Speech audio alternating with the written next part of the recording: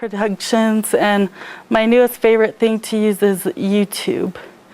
So the first thing I put was Photoshop Elements is one of my favorite things. What I like about Photoshop Elements is you can change and adapt any picture you would like to fit your need.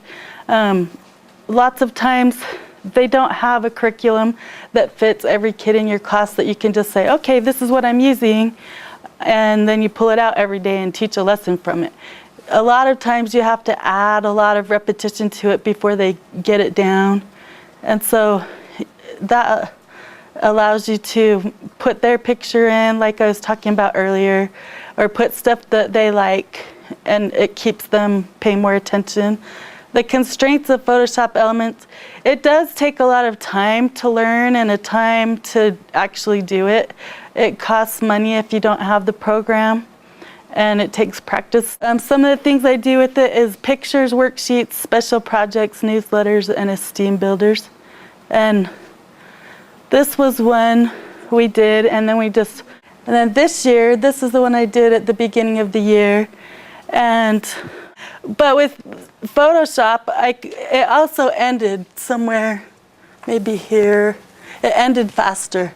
So I was able to make the game longer and add the kids' pictures and take out the religious stuff that I can't use in school and add some things that were fun for the kids to see. And I have this on my bulletin board, and I have a big thumbtack, and they're pictures on the thumbtack because I like to put their picture on everything. And then there's this glaze that you can put over the top, so it's pretty hard and clear. And then so they just are started on start, and if they get their work done, they get to move. If they get 100% on their spelling test, they get to move. If they pass off a level on a reading book, then they get to move. And so they have fun. They still like it. Guess what? I landed on your rail. Guess what? So I just put little prizes along the way. And when they get to the schoolhouse, I have a treasure chest that they get to get in. But this is really, I wish I had done this sooner because the kids just really bought into it. And then this was just a save the date for a Mother's Day program a couple of years ago. You can see the photoshopping isn't as great on some of those. And then Dr. Seuss in March, we always celebrate Dr. Seuss Day. And so that was a fun one. The next technology I put is one I'm sure you guys are familiar with, PowerPoint. I'm sure you guys get death by PowerPoint a lot. But the reason I like PowerPoint is because it's easy to organize all your thoughts and ideas. It's easy to add pictures and videos to make it a little more exciting. It's easy for repetition. I was talking to you guys earlier about that kids with disabilities need lots and lots and lots of repetition. And as a teacher, that can get really boring. So it's nice to have things on PowerPoint that you can just play over and over and over again. It's recordable, like we're doing with Camtasia here, and it's easy to add animations and make it more exciting. The constraints are not all computers in schools come with PowerPoint, so there is a cost and it takes time to put together. And if you don't practice it, sometimes it takes remembering, okay, how can I do this? The other constraint I listed was, not, like I'm one of the only classrooms in my whole school that has a projector of my own and put in the ceiling because I got it with a grant. And so not every classroom has a projector to show a PowerPoint on. Before I got my grant, I used to hook the computer to a TV screen, or sometimes I would hook it to the TV and record it on a videotape, and then I'd play the videotape instead of the PowerPoint, but that was one of the constraints I thought of. The things I do with PowerPoint, sometimes I teach social stories and songs, tasks that you have to repeat, like counting, sight words, class books, and sometimes we do their IEP goals with the PowerPoint. And this is one I did that's repeat.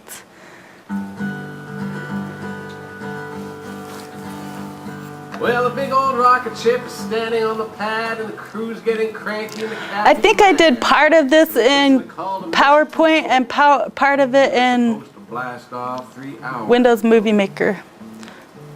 Well, Mission Control says, sorry, old man. Things aren't going quite as we planned. Can't blast off if we don't count down, so you'll just have to stay right there on the ground. At the time when I did this, I had a lot of kids trying to do subtraction and they couldn't count down, so we had to practice it 4 or 5 times a day, and they really like this song. And they'll try to talk like the guy and sing along. How to count backwards from 10. I'll just do the first counting down and then we can go on. Well, the captain shook his head. I and forgot said, how "Dear slow me, this one how goes." Some people get a job as a mystery. Now pay close attention, and this won't take long, and I'll teach you the words to the countdown song. Counting down, 10, 9, 8, 7, 6, 5, 4, 3, 2, 1. Blast off! After a while, after we did this for several days, I just took part of the song, and so we did one review and then we went on. But that's one thing that we did with repetition. Alphabet, letter sounds, and blends. When you have A makes the When you have the 15 kids and some are learning letters and some are learning blends, sound this is good because the older kids kind of help the younger kids. And then when they get to the blends, the kids who haven't learned their letters first are still getting exposed to the blends and things. And this is a place where I definitely put their pictures. C makes the cutting sound. Like, Have a good day. Karen. And their voices where possible. You got to keep both levels of kids kind of entertained. And so I won't make you see the whole alphabet though.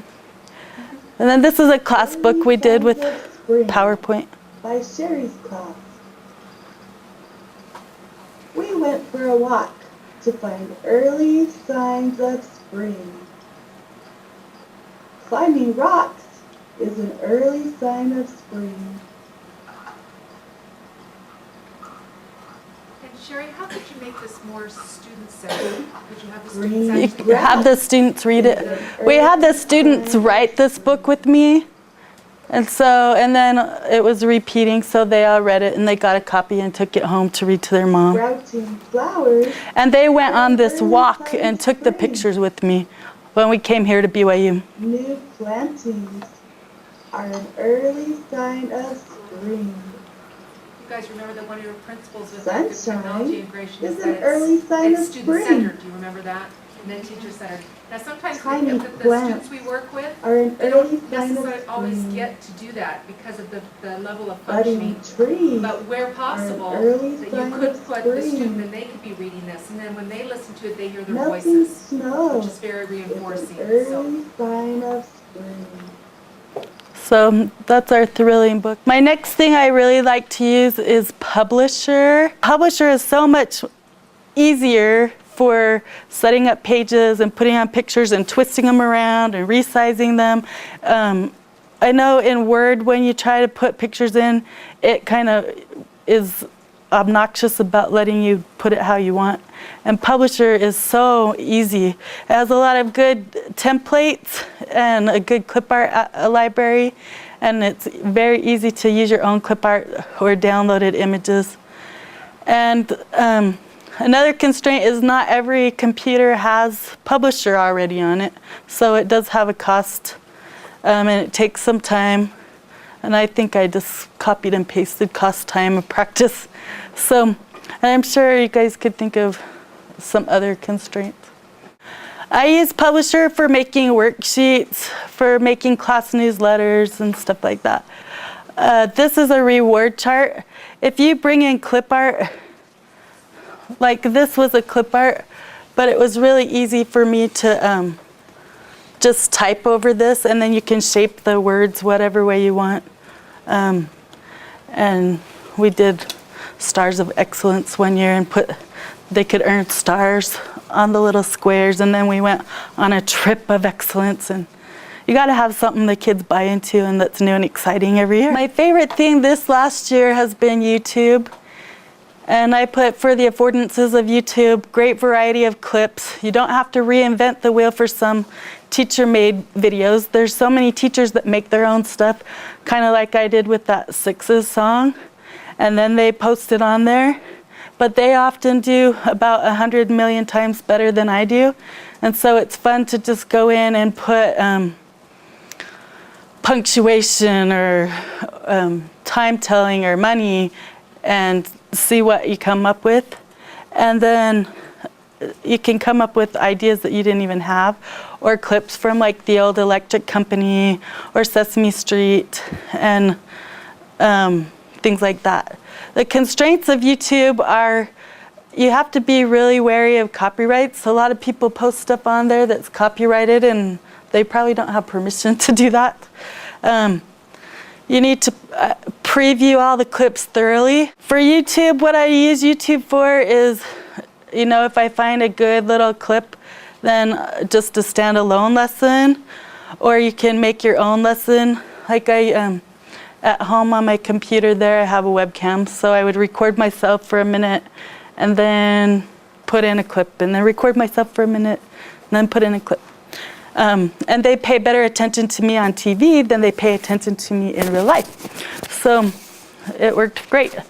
And then it's good for finding a variety of the same topic. One was stone soup. We did a unit on stone soup, and I found a bunch of different versions, and I was really wanting to show them the one from Little House on the Prairie, where Ma told the story of stone soup.